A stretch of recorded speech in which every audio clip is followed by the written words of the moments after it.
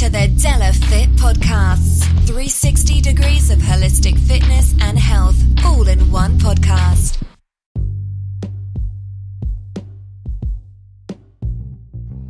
Salutations and proclamations. It is I, it is you, it is us, it is we. Together we make up the digital family that is the De La Fit Podcast. I'm your host, Philly's number one son, aka the Body Alchemist, Sun Moon Bay, bringing you another podcast excursion. What's going on, everybody? I'm coming to you live from the outside backyard gym. You know, a place that I love to record, especially now that it's springtime. It's a beautiful day out here. I'm just getting it in, and I decided to take a break in between my workout to record the intro to this week's episode, in which I have special guest Dane Darmio. Dane Darmio comes from the Los Angeles, or I should say the West Coast area, and he will be talking about mindfulness and why it is important for you and how you can incorporate it into your life. It's going to be a great episode. I'm so excited. So many positive things coming. One thing that I'm going to talk about that's coming is the fact of it's going to be summertime soon. I mean, it is right now April. We only have literally 2 months before summer hits, June. And I can see it, and I love it. Summertime is one of my favorite times of the year. It's when everything starts to sprout up, when the leaves and the trees and the air is warm, and everything just feels so invigorated, and I love it. And I'm excited for it, and I'm excited for all of the positive things that are going to be coming, as well as not only just individually, but also with the podcast as well. We've got a plethora, my favorite word, a plethora of guests that will be coming, and we will be interviewing soon, coming up in the months to follow. And we will be soon getting to our 4th season. That's right, our 4th season. Typically, we do 11 episodes, which make a season for us. Don't ask me why. I just picked it. I'm the creator of this, and I just picked it. And I said 11 episodes is going to be a season. So we will be going to season 4 of the De La Fit podcast, and I'm very excited about that. And we're going to have a whole new line of guests. But I'm so thankful to all of you listeners out there. I'm so thankful to all of our listeners in the West Coast area, in the East Coast area, and in the globe, because we're starting to have more listeners in the global sense. Shout out to our listeners in England, as well as out in France. Out in France, as well as out in Ireland. Thank you so much for spending time with us, because you could have spent your time anywhere. You chose to sit and listen to us here talk and have conversation and talk about the many different things when it comes to the 360 degrees of holistic fitness and health. Something I want to speak about very quickly before we get into the rest of the podcast. I've been hearing more individuals. First of all, I've been seeing more things dealing with veganism. I am a vegan. For many people that don't know, I am a vegan. I became a vegan, I'll say it's going on 4 years now. And I've been watching social media. I watch social media and the news and the media in general to see what's going on all the time, because you can learn a lot as well as see a lot of buffoonery. But I've been noticing individuals talking about basically a lot of popular vegans who have been turning back to vegetarians or pescatarians, or just going back to eating a flesh-based diet. And I want to say that as a person who's vegan, here's the thing. To my non-vegan people out there, to some of you, or to my non-vegan as well as my potential vegan people who are questioning, they're like, I don't know, I think about it. Here's the thing. With every science, there is just that, and I should say it a little bit better, I'm sorry, but being vegan is a science. First of all, diet is a science in general. Many of us in our everyday lives don't realize that we don't understand the science of diet. A lot of us think diet is purely just the whole thing of when you want to lose weight. or when you want to gain weight, or when you want to gain muscle. No, diet is your daily intake. It's what you're eating. It's what you're constantly taking in and what you're putting out. And we need to understand this. The thing of it is that you have many individuals who get involved with certain things and they don't get the total knowledge of what is necessary in order to make things work. I've done different types of tests on myself. I've even found out it's possible to eat one meal a day and still gain strength. Yes, one meal a day, or you can eat only once a day and still gain strength. Things are possible, but you want to take them with as much knowledge as possible. You want to gain knowledge before you just jump into things. And I find many people out in the world today just want to jump into things. It is not the best. That's not the way to do anything. If you're in a relationship or you meet somebody off the street, you're just not going to date them just because, they look good. You shouldn't. And I'm sorry, I'm kind of screwing up. My passion is starting to go past my communication. Let's slow it down.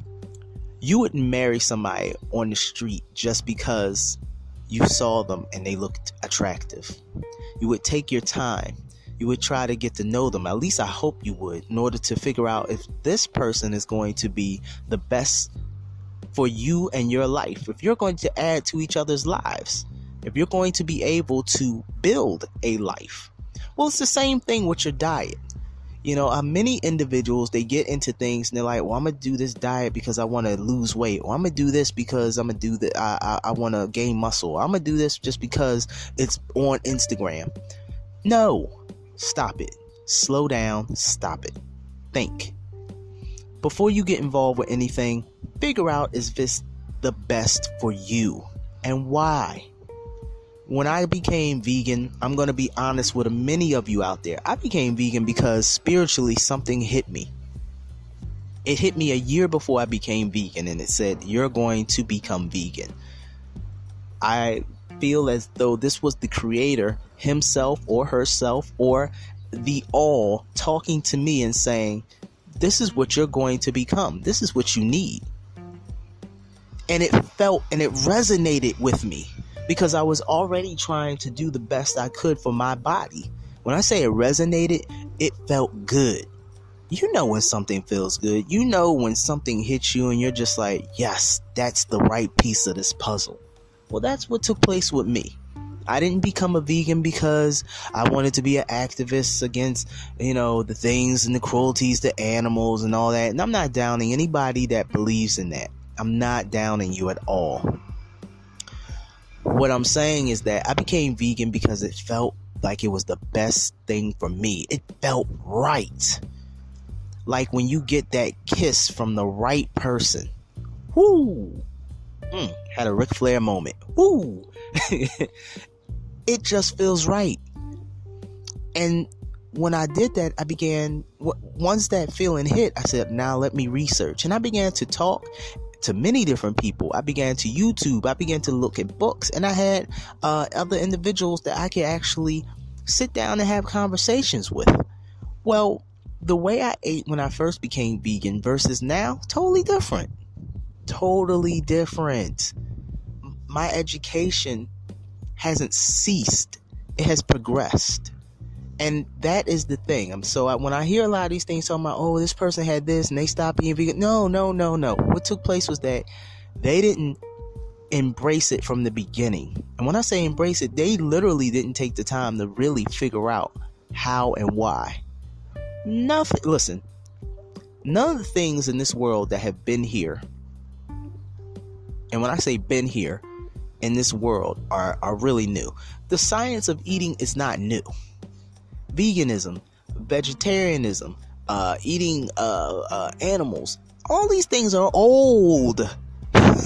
They're old. And please forgive me if it sounds a little loud on the microphone or not. Like I said, I'm out here in my backyard gym, and I wanted to take a moment, a break to speak to you all. So if you hear background chirping and things like that, please understand this is the truth I'm living, and I always want to share it with you. But all these sciences are old. They're not new. we keep thinking that these things are new. Just like, for example, weightlifting, bodybuilding, things like this. These are all old sciences. They're not new. We need to reattach ourselves, get in touch with the truth about a lot of these sciences and stop getting and jumping on them as if they're new, as if they're a new coat or a new clothing line or a new something that everybody just has to have, and then we discard it. That's not it. That is not it. Which, the reason I say that, I'm saying this because when you take the time to learn more about something, you can understand what it is that you need to do. When you really embrace a science, an art form. And yes, eating is an art form. Proper diet and nutrition is an art form. Art form, not an art farm. It is an art form. Anything that's done that gives the best results, anything you do and it's done with the best high quality and it gives the best of you, it's an art form. Even, listen, when you go to a hotel and that concierge right there is giving you the best possible service and you feel so good and you feel confident in their ability, guess what? That concierge has worked hard to develop that polish, that professionalism. And that is an art form, because let me tell you, if you work with the public, it is difficult. Not everybody is easy to work with. So take my example and use it for your life. When I say that, meaning that if you're going into diet, if you're going to do something with a diet, embrace that diet, learn about it, understand it, figure out the nuances of it, the pluses, the minuses as it pertains to you. Understand yourself, not what others say about you, yourself. Understand that. Stop listening to everybody else and spend more time listening to yourself, and then figure out what is the integral piece of the puzzle for you. You know, don't get swayed so much by social media. It can be very hard. It's very hard. Trust me, listen. I train a lot. I train a lot because I like to train. To me, it's like play.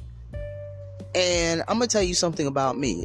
Sometimes if I get too caught into the social media, the depression will bring in that, wow, I don't look like this person. I'm not built like this guy. And I have to really slow my thinking down and understand that I am me. I am Sun Moon Bay. I am like nobody else. And with that being said, I'm live my truth, my feelings, my individuality, which means that be the best that I am, and not be so tempted to look outside of the window of my eyes and be like, I want to be like that person. Inspiration and motivation is awesome. It's part of life, but it should not be the whole amount. It should not turn into an adoration whereas you hate yourself. So with that being said, we're going to get into this great podcast that I have talking with Mr. Dane Darmio, and it's going to be beautiful. Why? Because that's the energy that we're going to give it as I sit here enjoying basking in the rays of the sun. Not going to take up too much more of your time. You know where you're at. You're with the De La Fit podcast, and that means that when you're with us, you're home. So pull up, kick your feet up, relax back, whether in your car, in that Uber, not at work because you don't want the supervisor to catch you, or at home, kick your feet up, lay back, and enjoy.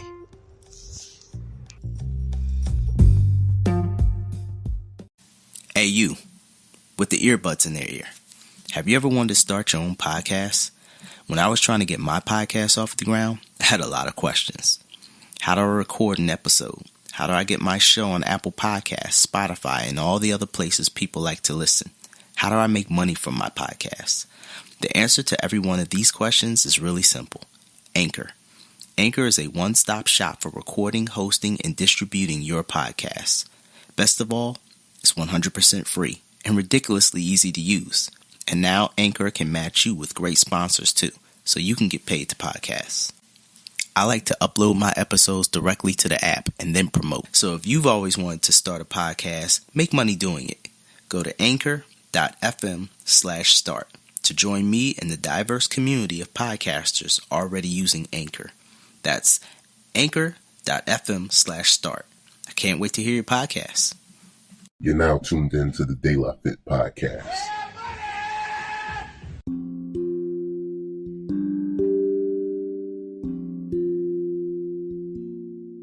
And welcome back, everybody. It's the De La Fit Podcast, and I have another great guest with me today. I have to say, the first time I saw this individual's bio, I read some of what he had on it, and I was really brought to him or attracted by the fact of these words, was this: activate your superpowers. I thought this was awesome. We have with us Mr. Dane Darmio, and he runs, if I'm correct, what is called Chai Tea Tai Chi. Am I correct? Well, there's Chai Tea Tai Chi, and there's Mind Body Mastery Academy, and there's a few other things. But yeah, that's one of my passions. I like that name, by the way. Chai is one of my favorite teas. So, Dane, talk to us. Tell us a little bit about how you started your fitness journey and why. Why are you using your skills now to help others? That's such an interesting question. I love that you're putting to me that way, to my fitness journey, because a lot of people would say that I'm one of the most fit people they know, but I don't think of that as being one of my primary characteristics. Actually, I've never thought about fitness in terms of fitness, and going back to the very beginning, actually, when I was a kid, sometime before age 10, I'm not exactly sure when, but I was always very physically active. I grew up in a small town in Arkansas, playing in the woods and that kind of thing. And at some point, whenever the Ninja Turtles came out, I just got wind of that, and I wanted to be a Ninja Turtle. Right. As a matter of fact, I still do. Same here. Which one? Which one? Seriously. You're gonna make me choose. Well, if I had to choose one, it would have to be Donatello, because all of them have badass ninja skills, of course, but Donatello has badass ninja skills, as well as knowing basically every scientific discipline, you know. It's a cross. It's a cross between. I'm sorry. Go ahead. I'm sorry. Yeah, please. A cross between. I was just gonna say it's a cross between Michelangelo and Leonardo for me. Those are my two. The one with the most fun in the pizza, and the one who has the swords, because I love katana blades. But go ahead. I do too. I still love katana. Sometimes I don't tell anybody this, but I like hold onto my katana while I sleep. I just like holding onto it and having it next to me is comforting. Are we on air? Yeah, no, it's fine. It's fine. Go ahead. But I actually, and another reason that Donatello is kind of a hero for me too, is because I ended up going to a special magnet school for math and science in high school, and I majored in math and physics, and that's what my academic background is. So, of course, I would have to side with Donatello. Okay. But about my fitness journey and my non-fitness journey, really, as I think of it, when I would dress up as a Ninja Turtle and pretend to be a Ninja Turtle and made all their weapons out of common household implements, and I was just an active kind of kid, running and climbing and doing all that stuff that active kids do. And my parents finally decided it would be a good idea to sign me up for martial arts lessons. So, best Christmas present ever. And I was 10 years old. They enrolled me in what what most people these days would refer to as a McDojo, a kiddie martial arts program. It was actually an ATA school, and I enrolled when I was 10, had a black belt at age 12, I had a second degree black belt at age 14, that sort of thing. Mm-hmm. From my perspective now as a lifelong martial artist, in the sense of pursuing this as a lifelong path, I've come a long way, right? In my journey from there. But I can definitely recognize there were some good things that did for me, including getting me in great shape in certain ways, and particularly at that age, there's kind of a foundation of fitness that's really important. That if you are fit, if you develop good fitness habits or any kind of habits through this certain formative age window, then they tend to stick with you, and your body tends to generally be in good shape after that. Sure. And for me, I was in ROTC. I was really into that, and I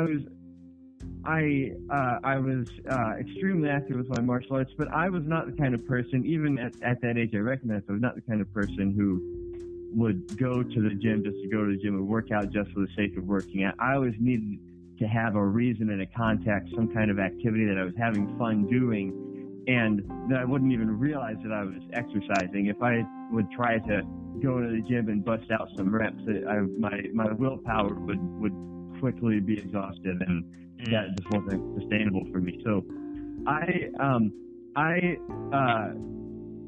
stay fit and active, not in a kind of a disciplined, rigid way like that, but by building it into my habits. Like, I grew up in a house with 2 stories and there were stairs, and so starting at the youngest age, whenever I would go upstairs, I would always run, usually 2 at a time. It was just a habit that I still have. Anytime I go upstairs, just automatically I run. Right. And it was actually came out of kind of wanting to be lazy, because if you go slow, it takes a long time. But if you go quick, it's over like that. Which is actually, you developed a habit, which is actually very good.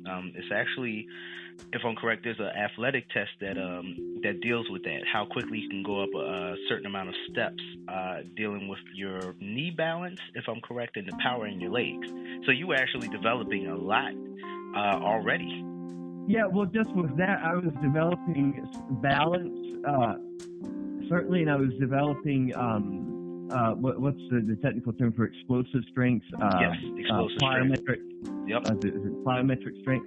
Because what I discovered just kind of intuitively is by kind of using my legs as giant kind of powered springs, I could bounce and add a little bit more energy and just like actually literally accelerate the whole way up until like I'd come off the top stair kind of like a ramp, you know?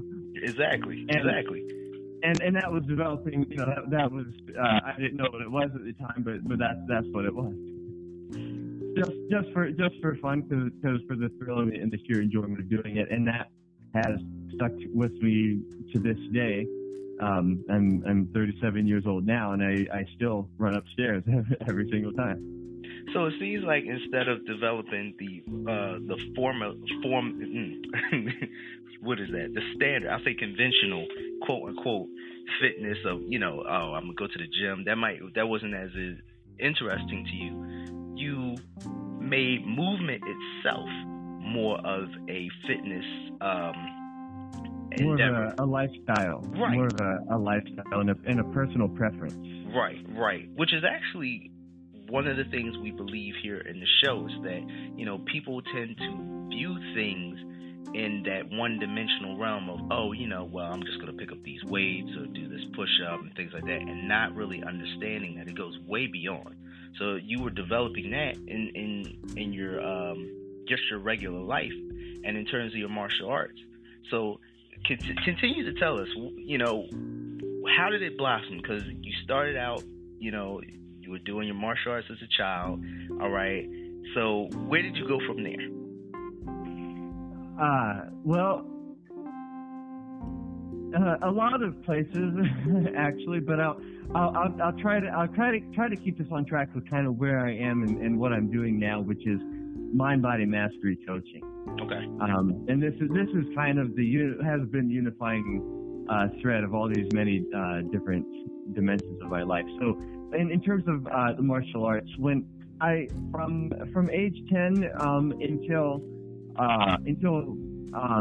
I was a young adult, actually, I did all kinds of different martial arts, including in college. I played capoeira really intensely for several years. I went to a Japanese school and learned the Japanese fighting arts. I learned from a teacher who taught Wing Chun and Chinese and Filipino arts, and I studied with this was before there was such a thing as MMA and BJJ, but kind of the progenitor grappling style of that these days that's what it would be called. Everything in the first 12 years essentially of my martial arts journey was what I would now call and recognize as external styles. And I graduated from college, moved to Southern California for graduate school, and was looking, as I always did when I was in a new place, looking for a new martial arts school to go to. And I went to a place called the Kung Fu Academy. And what I didn't realize was that I thought, oh, Kung Fu, I haven't done Kung Fu before. I've done Wing Chun and Kali, and but Kung Fu, I don't know what that is, so we'll go see. And it was Kung Fu just means Chinese martial arts. That's the joke. It's not a style. It's just right. Means Chinese martial arts, right? So does it also mean natural skill and ability, or natural skill? I think. Right. Yeah. Well, actually, that's halfway. The literal translation of Kung Fu is it's skill that's developed through persistent practice over time. So it's not natural ability. It's skill that you develop through practice and experience.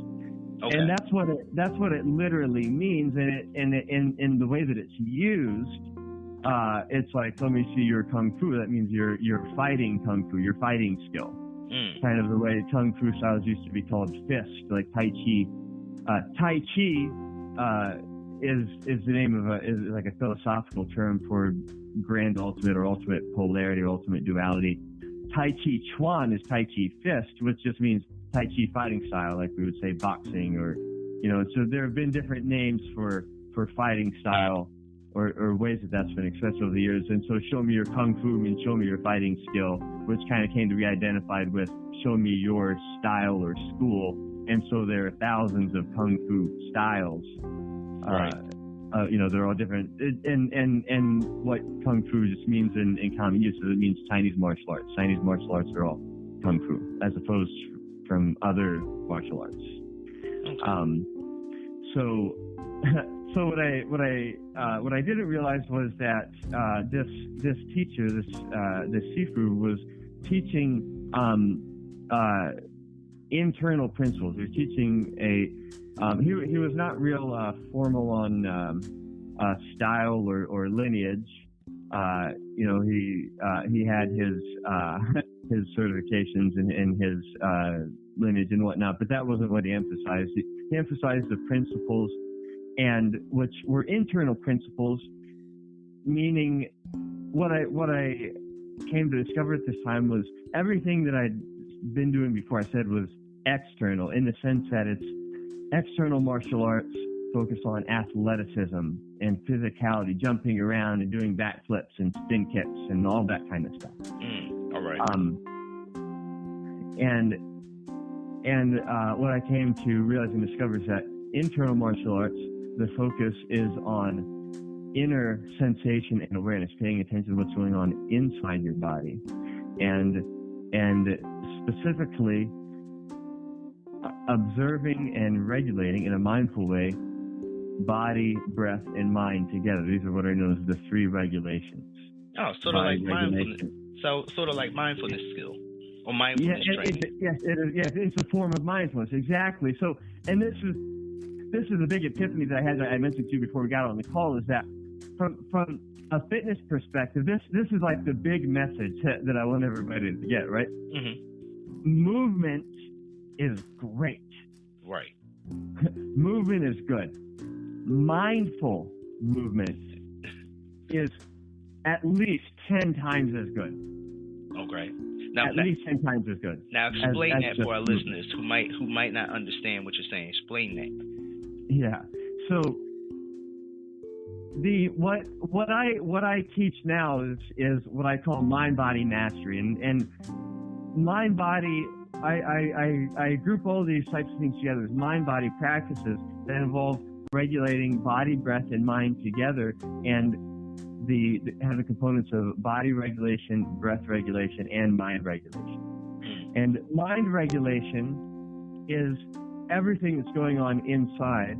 So this includes everything that's going on in the mind. So this includes things like mindfulness and meditation, and many other things besides that. Paying attention to everything that's going on inside your mind. Breath regulation is paying attention to everything that's going on with your breath, consciously breathing, not tuning out and just letting it happen, but consciously staying with and being mindful of your breath. Body regulation is consciously staying attentive to your body, how it's moving, how you're using it, how you're holding it, what you're feeling in all of these realms as a fundamental dimension of the practice. So a real easy distinction to make is somebody who goes to the gym and gets on a treadmill and watches the television, right, while their legs are just plodding along. That's kind of the opposite of mindful movement. Mindful movement is whatever kind of movement it is, and there are movement practices, there are mind-body practices that have this built in as a dimension. Things like Tai Chi, Qigong, yoga are things that people are very familiar with that are conscious, mindful movement practices. But anything that you do, here's the big thing, anything that you do can be mindful. Any kind of movement you do can be mindful movement. Just be mindful while you're doing it. That's it. That's the big secret. Okay, well then let me ask you this question, Dane, because now I see where you're coming from, and for myself, I was thinking because I have a mentor, and one thing we always discuss is he's always like, move the weight, don't let the weight move you. So with this, all right, why is it so important for people to be mindful or have, as you say, that mindfulness while moving? Why isn't it for an individual who is on the treadmill, who, and I'm asking you this because, like, we'll say Sally, whoever, is on the treadmill, and she's like, well, it's mind numbing. I don't want to think about me being on the treadmill. Why should she pay attention? Great. Coming from the devil's advocate position, perfect. I love it. So, to answer that, it'll help if I add a little bit, just a little bit more context. Okay. And so when I'm talking about internal martial arts, I mean the focus is on inner awareness, paying attention to what you are experiencing internally.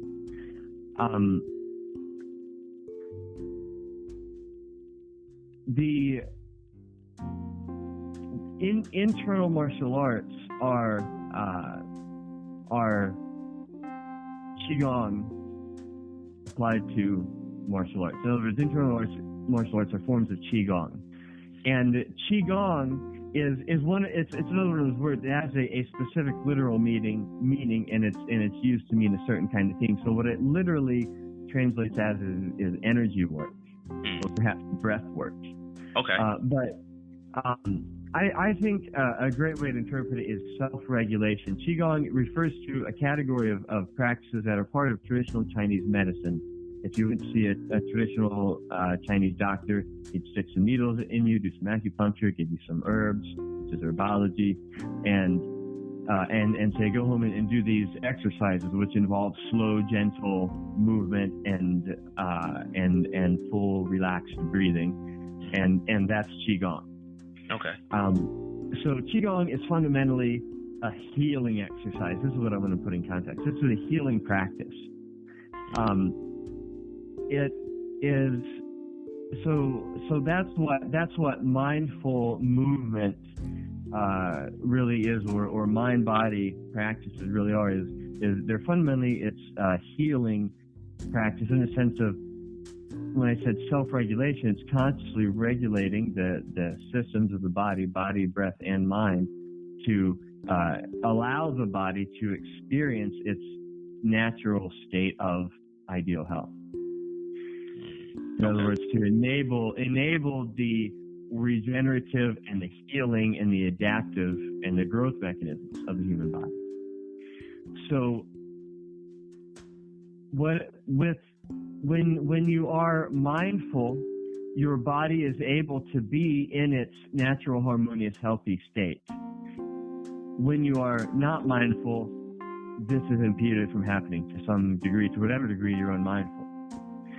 And if that makes sense, then I'll speak more specifically to that situation of somebody who gets on the treadmill and tunes out because they don't want to be in their body with what they like to do in the sun class or whatever. But does all that make sense? Excuse me, I'm sorry. Yeah, I think I'm following you. I do want you to start to explain that when we're talking about the treadmill, only because of the fact of, I feel that as you and I spoke just prior to the interview, a lot of individuals, for their perception of fitness or movement, you know, it's viewed as I'll say a punishment. You know, that might be a little harsh. Yeah, maybe, right. You know, yes, but yes, I know exactly what you mean. You know, it's monotonous. It's something that they have to do. Discipline. No pain, no gain. Exactly. So when for them, it's like, you know, the thing of it is, you know, let me remove my mind. I don't want to think about it. I just want to get it done. So I understand you're saying about this healing. So let's talk about how you can heal, and also paying attention, pardon me, you know, to that mindfulness. Why it's time to perhaps turn that TV off, you know, or put those headphones away and focus in on that breathing while you're doing that motion. You started it, you know, but really let them know that, you know, listen, as you're going into this, you know, you definitely need to pay attention. This is why. Yeah. So from the perspective of there's two dimensions that I want to address. One is the dimension of willpower and no pain, no gain, because Qigong is actually the opposite of no pain, no gain. Qigong works on the non-exertion principle and the pleasure principle, which the non-exertion principle says don't force, don't strain, don't overexert, don't try too hard. Okay. The pleasure principle says if it feels good, that's a sign you're doing it right. Okay. If it doesn't feel good, that's a sign you are not doing it right. So these are the things that guide your practice, is that you're not straining or forcing or overexerting.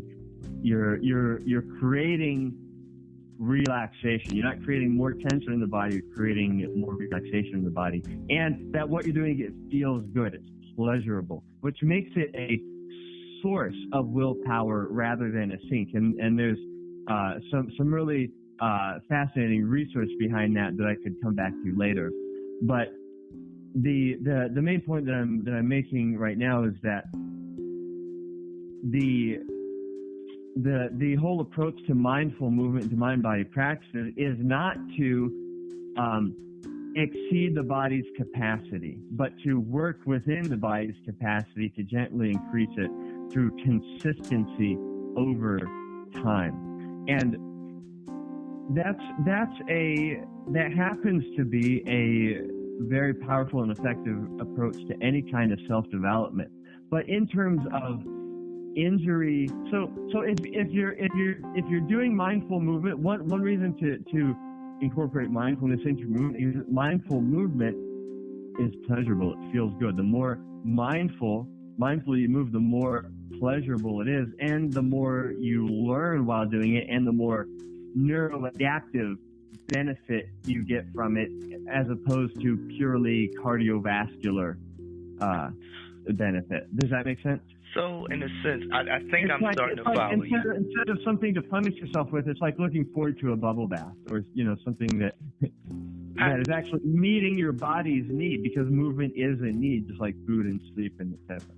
I think I'm following you, because it relates to something that a friend of mine who's a bodybuilder was telling me.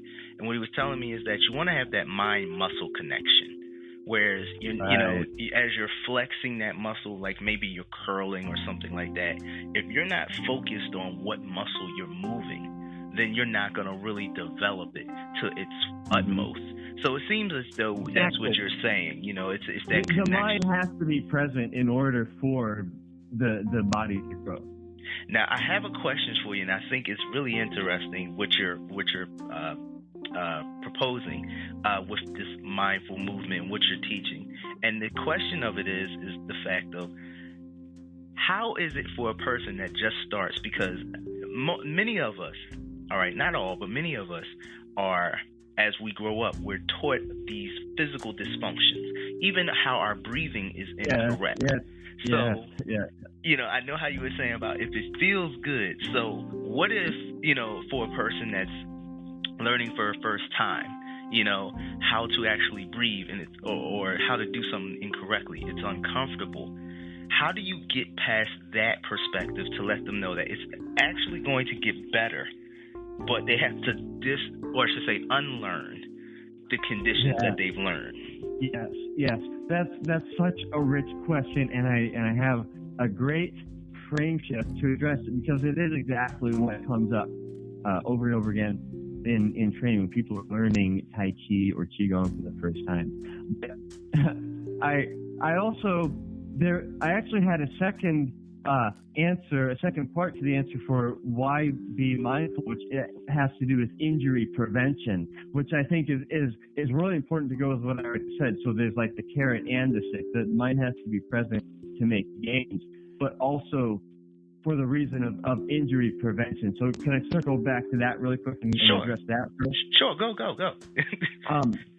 So if for someone who's, let's say you want to just tune out and not pay attention to what your legs are doing while you're on the treadmill, just get it over with, so to speak.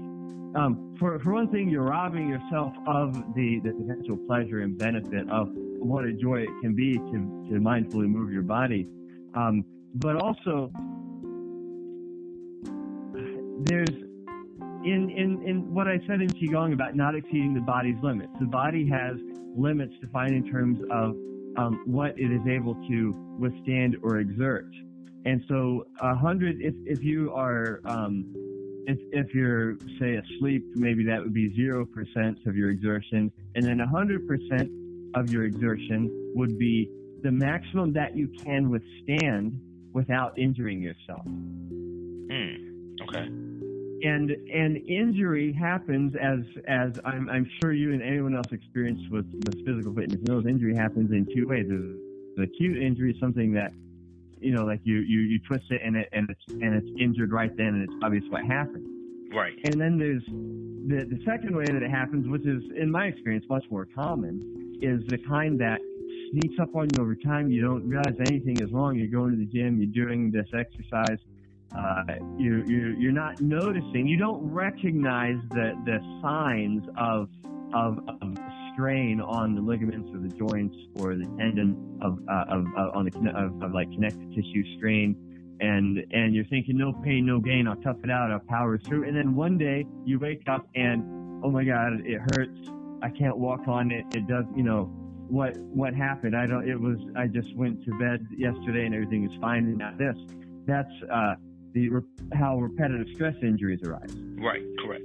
So it's very easy and possible and common to be exceeding your body's limits in very minor ways without realizing it, and causing damage that, rather than causing your body to be stronger over time, you're causing it to break down over time, and eventually the weakest link will come unglued. So what prevents that from happening is mindfulness, attention to how you're moving, how you're using your body, how you're impacting the ground or the floor, for example, and paying attention to the pain signals, but even more important, the signals that are not painful. They're not strong enough or intense enough to be painful, but they are letting you know when you are doing something that's building your body up or when you're doing something that's tearing your body down. Gotcha. And so if you're not mindful in whatever kind of movement you're doing, this is how repetitive stress injuries happen. This is why people have to retire from sports careers and so on.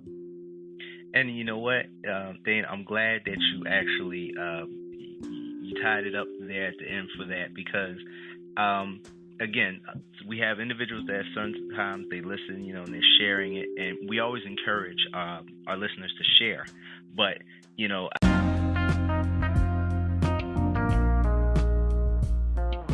Della Fit Podcast is now available on Spotify, iTunes, and Google Play Music. I think you touched on the main thing, which is the fact of dealing with the mindfulness is not the fact of not doing the work, because as we've talked about before, that learning how to do something correctly, if not understood properly, might seem uncomfortable or might, feel a little uncomfortable at first. But that mindfulness that you're talking to, which is very important, of the fact of paying attention to what your body's doing, so you're not tearing or hurting or doing something that's going to prevent you from degrade your function over time. Exactly.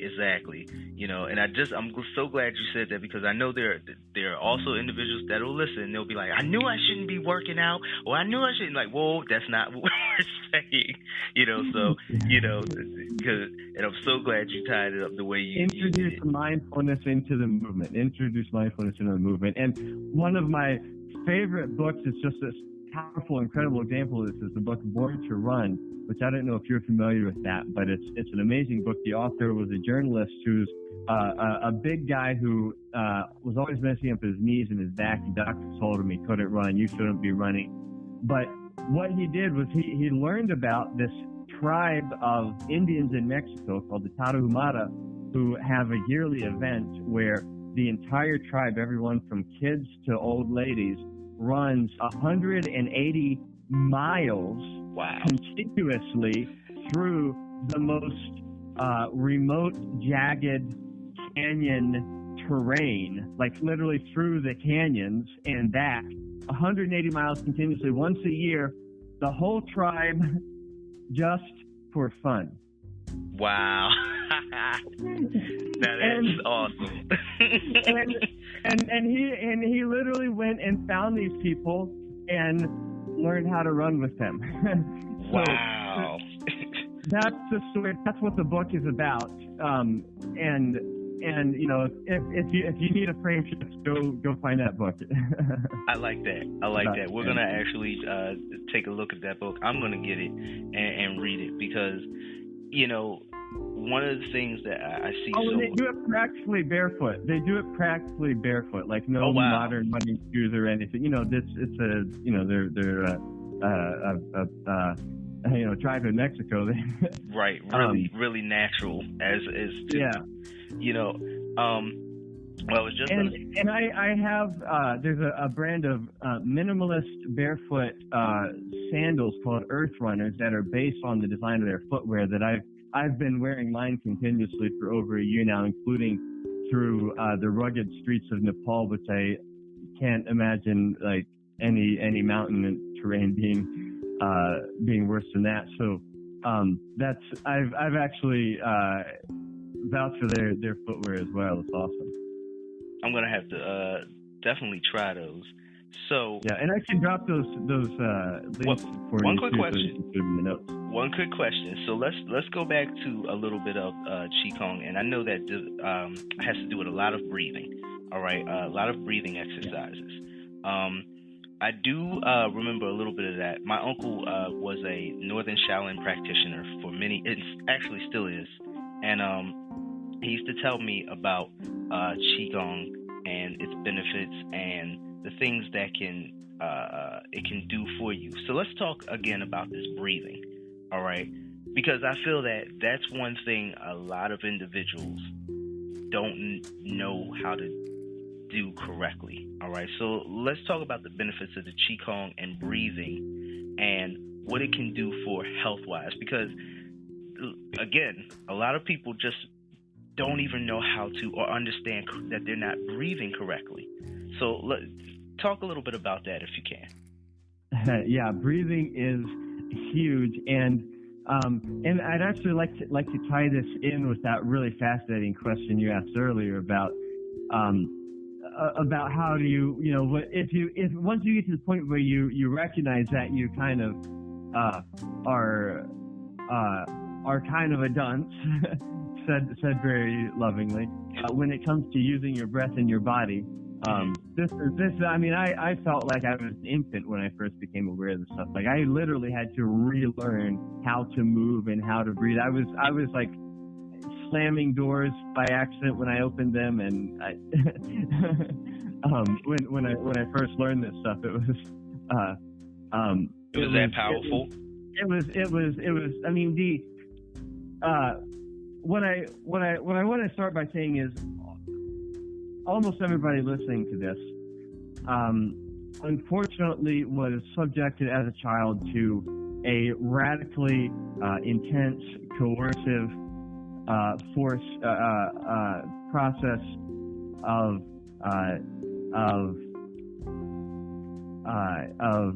cultural conditioning and brainwashing that left us traumatically scarred for life, known as school. Got you. Where we learned all kinds of stuff like how to be self-conscious and how to contain ourselves and how to sit still and behave and be quiet and a lot of trauma, basically. A lot of trauma. all kinds of self-restriction. Right. Self-restriction, self-censorship, and it's not that we have to learn how to be natural, how to move and how to breathe naturally as the natural human animals we are. It's that we actually, babies know this stuff. Right. We unlearned it, and we have to undo the conditioning. And so there's a saying from the Tao Te Ching: to become clever, add a little each day; to become wise, subtract a little each day. Qigong and Tai Chi and internal martial arts are a process of subtracting what you've been burdened with by your conditioning, so that you can allow yourself to be natural. And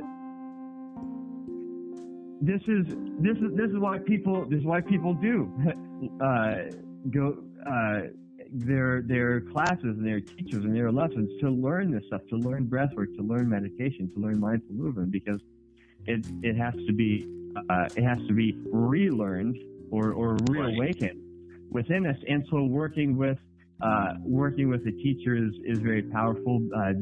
Being part of a community or a group or a class is very powerful, and there's all kinds of resources you can learn from. But one of the very first hurdles that new students run into that it seems to be almost universal is we learn through not just school but also cultural conditioning and family influences and all kinds of things. If you make a mistake, you're wrong and should be punished. Right. And if there's no one there to punish you, then you just have to do it yourself. So we learn to be critical of our own mistakes, which is not a natural state. It's or ideal or positive or healthy really in any way. It's just where we're at right now in this collective evolutionary process. We've come a long way from wantonly slaughtering and enslaving each other, but we still have a long way to go to achieve true civilization. You know what I mean? I can understand. It's a continuous growth that is being done. And I think it's interesting. Go ahead. So the self-criticism is something that a lot of us have learned and can be unlearned. And so when people start to notice, when they start to have their awareness brought to what you might call defects in their breathing or the movement, ways that they're putting stress or strain on the joints, or they're not using their muscles in the maximally advantageous way, or they're holding their breath, constricting it unnecessarily. It's kind of like when if you got a closet where you've been stuffing everything for a long time, and you open the door and turn on the light and you see all the crap in there, and there's an urge to go, oh my God, I don't want to deal with all that crap. Turn the light off, close that door. Right. And then you go on shoving stuff into the closet until the door bursts open and it all spills out. That's what we call symptoms. Right? Got you. So the frame shift that I promised is when you notice yourself making a quote unquote mistake, or when you notice a defect, when you notice, oh, I'm slouching in my posture, or I'm holding my breath, or whatever defect you notice that you notice are not serving you, instead of punishing yourself for the mistake or for not being perfect, congratulate yourself for noticing. Congratulate yourself for having the awareness. Celebrate. Yeah, I have the awareness. I notice, because what you're not consciously doing, you cannot consciously change, right? Mindfulness. Got you. But what you are constantly aware of doing now, oh, I notice I'm slouching. Guess what that means? I can allow my spine to be straight. I notice I'm holding my breath. That means I can allow my breath to be full. I notice I made a mess on my kitchen counter. That means I can choose to clean it up. And change so that whenever you notice a defect, instead of it being something, a negative emotional trigger for you, you can turn it into an automatic positive emotional trigger and congratulate yourself. And that's how you build progress and momentum. As long as you're consistent about it over time, it'll snowball. And breathing, what you asked about breathing, basically breathing makes everything in your life better. And breathing is truly one of the most fundamental keys to unlocking your superpowers that you also asked about. Just ask Wim Hof. Look him up if you don't know who he is. Breathing is the bee's knees, man. Right.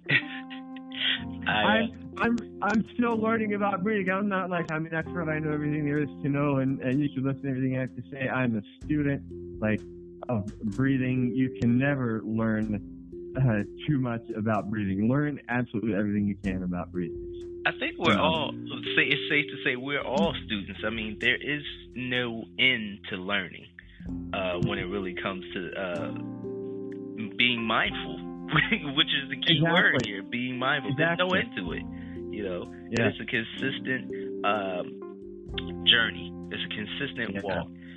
You said something, and I'm going to try not to detract you, but you said something, and it was meditation. And that's what I want to ask about next with you, because you were talking about the closet. And when you started talking about that, you related, or I should say, you made me remember a story that my older brother was telling me, and once he began his journey with meditation, which is the fact of how, all these things collectively build within us. And, as you said before, it's like you don't want to open that door. So let's talk a little bit about meditation. And because a lot of people I know they don't understand it. They don't know. They think they should, I'm supposed to control my thought. I'm supposed to do this. I'm breathing and do that. Let's talk a little bit about that. All right. Yeah, that's great, and I know exactly what you mean. So I love meditation. Is one of those things. So many people I meet. I'm sure you meet them. I'm sure we all know them. Oh yeah. Maybe some of us know them personally who say, I really need to start meditating. Of course, right. We definitely know a lot of people like that. Okay, well, folks, here's just a little tidbit from my bag of tricks. But something I noticed is whenever somebody says I need to or I ought to or should, that kind of thing, the sense of that kind of place of need, of lack like that, that is a very sure indicator that whatever comes next is something that's not going to happen. I deserve this. I like the way you put that. Correlation. Now, when I hear people say I need to something that's good for them, I always say, hey, how does it feel to become to that place of need? And how would it feel if we could shift that to a place of want? Isn't it something you want to do? Oh, you want to? Why do you want to do it? Get in touch with your why and the emotion behind it. I want to do this. Right. Because it'll make me feel fucking great and make everything in my life better.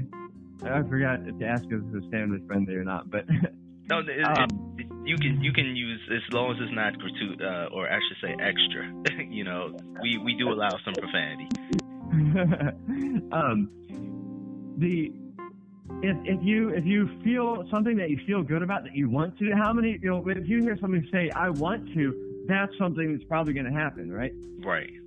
So first, let's get to a place where we want to listen. Why do we want to do it? Because, well, if you have not been living under a rock for the past forever, you know that meditation has benefits for stress reduction, for performance enhancement, for emotional state, for health, wellness, longevity, for focus, mental focus and clarity. Let's not forget that one.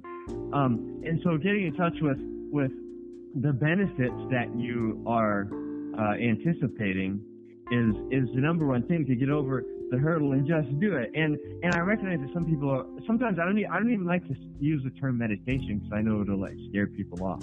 Right. They have a mental focus. So I don't even say meditation. What I say is just relax and take full, deep, slow breaths and pay attention to whatever's going on inside you. No, I can do that. Just sit in a chair and do that. Okay, I can do that. Yeah. Don't tell them that's meditation, because it'll make their brain freeze up. But that's all it is. And a lot of everybody knows these things about meditation, and I don't like to talk about meditation if I can help it without talking about it in the context of mind-body mastery as one of the three components of mind-body mastery: mind regulation, body regulation, and breath regulation. And this is the reason that I teach Qigong as the ideal foundational mind-body practice for practically everybody, is because it's built on these three regulations. So we started off talking about mindful movement. What I hope people realize is that is meditation. You don't have to sit still to meditate. And this is another mental block that a lot of people have. I can't sit still. You don't have to. With Qigong, you're standing, you're moving while you're meditating, and people have known about the benefits of meditation forever. Obviously, everybody knows about the benefits of exercise for stress reduction, performance enhancement, health, wellness, longevity, all those same things. Right. And breath work, as we already mentioned, has those same benefits for emotional healing, stress reduction, and so on and so forth. And that's why Qigong is so amazing, because it combines and amplifies the benefits of all three. So you get your breath work, your meditation, and your exercise all together in a single activity. So for what I actually suggest is, if you already have a meditation, if you already have a movement practice, integrate mindfulness into it. In other words, integrate the mindfulness of movement, of breath, and of mind, of what's going on internally. If you already have a sitting meditation practice, which is what people usually think of as sitting meditation, you're sitting still and you don't move, introduce movement into that, and as well as introduce all three regulations: body regulation, breath regulation, and mind regulation.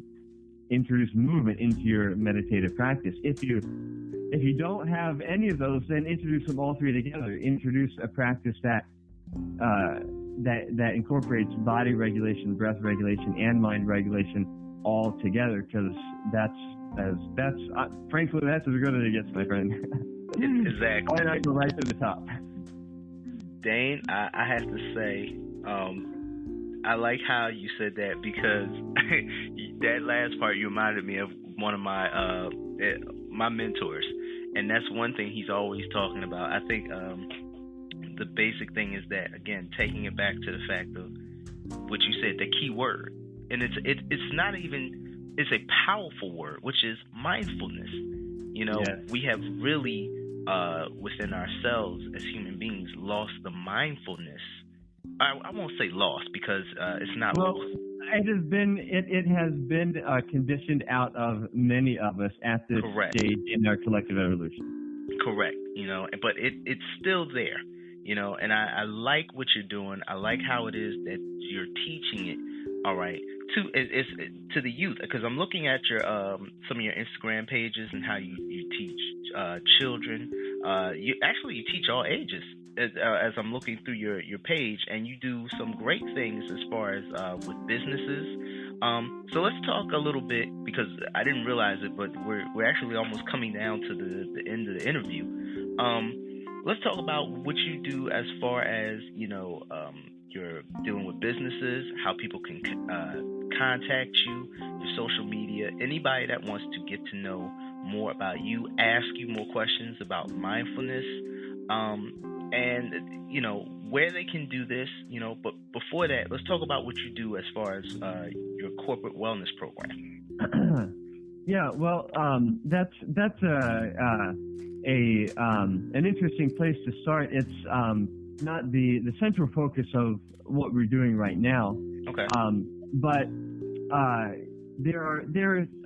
first of all, let me just make this distinction. In martial arts and mind-body mastery and Tai Chi and all these things that I teach, there are certain things that you can learn from videos and from books and recorded materials, and you can learn online. And we have resources for learning online. And there are certain things that you can only learn through physical contact with another person, at least until the VR technology advances far enough. Right. We have a physical presence in San Diego for things like seminars, corporate wellness programs, and other types of workshops. That's where our physical presence is at this time. In terms of teaching, we have a range of free and open to the public classes that are hosted, that are listed on Meetup, and there's information about those on our website if you are in San Diego, as well as a private training group. What we have that's available to the world right now is online resources, which are some free videos on YouTube, as well as an online learning community. As far as reaching out to me, I'm open to people just reaching out to me directly on Facebook and making friends and connect with me that way. You can learn more about what I do on my Chai Tea Tai Chi Facebook page or Mind Body Mastery Academy Facebook page. And Mind Body Mastery Academy is about mind body mastery coaching, which focuses on the performance enhancement and life mastery aspects of this. The free videos that I have on YouTube are something that I want everybody to know about, because this actually relates to what you're saying about cleaning out the closet. I am doing my part to work towards a world where every single human being has installed as part of their daily rituals a personal mind-body practice of some kind, which I consider to be energetic hygiene. Okay. In other words, it's like cleaning things out on a daily basis, cleaning out that closet little by little, and eventually just maintaining a state of cleanliness, just like we would with our physical body and our physical space. A personal daily mind-body practice is a form of energetic hygiene. And I, in service to humanity, towards that cause, I have a couple of playlists on YouTube. One of them is called 90 Days of Qigong. Okay. And they're about 15 to 20 minutes, and they're designed to be easy for anybody to just walk and follow along. And it's all you have to do. It's gentle, easy movement, slow, relaxed, meditative, all that. And the my hope is that if you follow along and watch one a day or so, by the end of 90 days, you will be addicted to Qigong, and you will have your personal daily mind-body practice installed. There's a couple of supplementary playlists that go along with those that kind of explain some details and principles as you go along. It helps you learn how to get more value from just following along and doing the exercises. But my hope is that you'll be able to get addicted to Qigong and be one more person who has a daily mind-body practice. And my philosophy is that when the tide comes in, all the boats rise. Very true. That's very true. Let me ask you a quick question. What is the YouTube channel's name? Chai Tea Tai Chi. Okay. That's Chai Tea Tai Chi on YouTube. All right. I just wanted to make sure we got that, because I don't think that you said that when you were talking about your other social media. And I'm actually trying to go there as we speak, because I want to see some of it myself.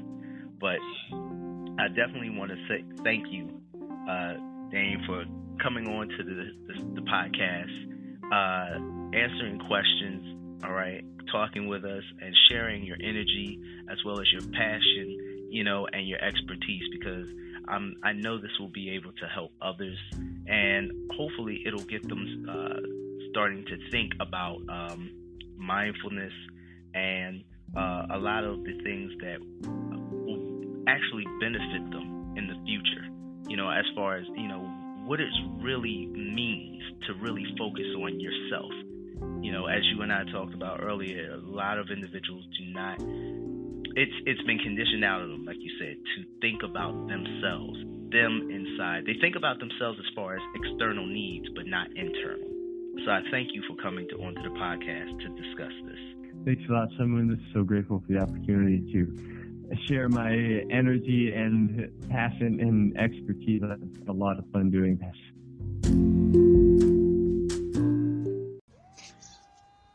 Much respect to everybody who tuned in this episode of the De La Fit podcast. I deeply and most respectfully hope that everyone enjoyed the interview with Mr. Dane Darmio. Special shout out and thanks go out to him for taking the time out that he did in his very busy schedule to spend it with us.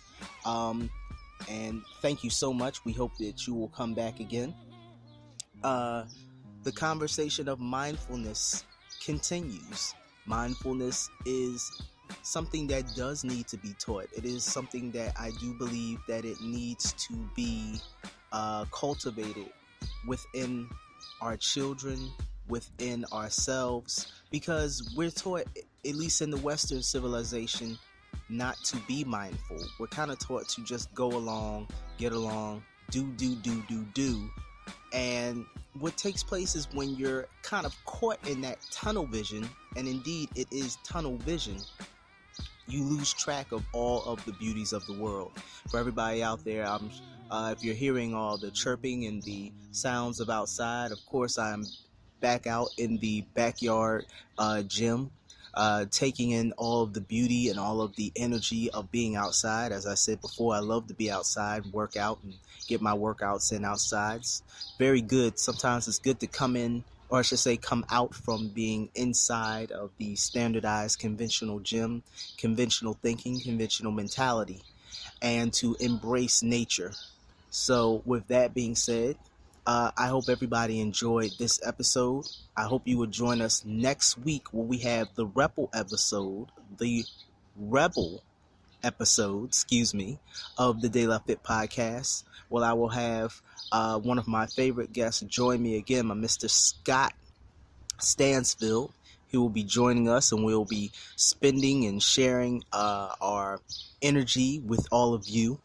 And it's going to be a great, awesome, educational, but fun time. As always, thank you so much for spending your time with us. You could have been anywhere in the world, but you chose to spend it with family, and you are our family.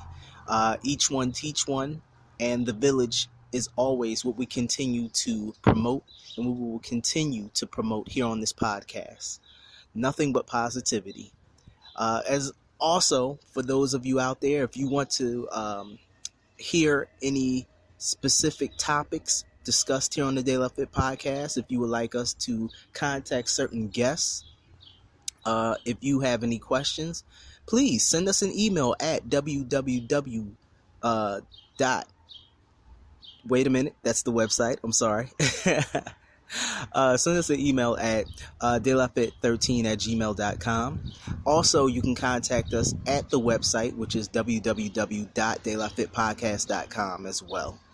We are also on Facebook at De La Fit Podcast, and we're on Instagram. You can find us also there. Just type in underscore Fit Podcast, and we will appear magically by the wonder of the internet. Also, just for everybody, if you're looking for us, we are now on iHeartMedia Radio. So for any of you that want to listen to us, that want to continue to be in the conversation of bettering one's self, bettering one's body, one's mind, one's spirit, please join in. We always encourage that. Without spending so much more time or building up big anticipation, I just want to thank everybody again for joining us, and I wish you happiness, health, and prosperity. Peace.